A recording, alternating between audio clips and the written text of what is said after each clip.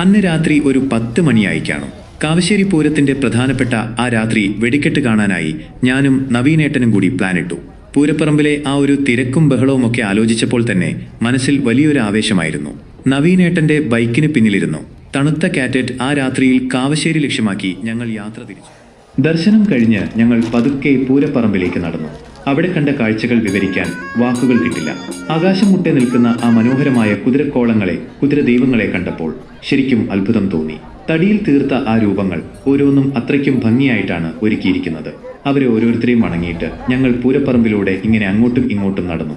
ചുറ്റും കളിപ്പാട്ടങ്ങളും ഭക്ഷണ സാധനങ്ങളും ഒക്കെ വിൽക്കുന്ന കടകൾ, വലിയ വലിയ ലൈറ്റ് പന്തലുകൾ, ആൾക്കാരുടെ ആരവങ്ങൾ.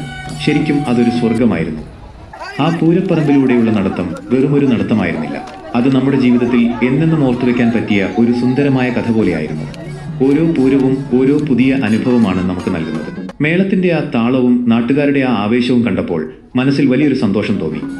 അതൊക്കെ കഴിഞ്ഞ് പിന്നെ നമ്മൾ നേരെ പോയത് വെടിക്കെട്ട് കാണാൻ പറ്റിയ നല്ലൊരു സ്ഥലം കണ്ടുപിടിക്കാനാണ്. രാത്രി വെടിക്കെട്ട് എന്നത് കാവശ്ശേരി പൂരത്തിന്റെ ഏറ്റവും വലിയ പ്രത്യേകതയാണ്.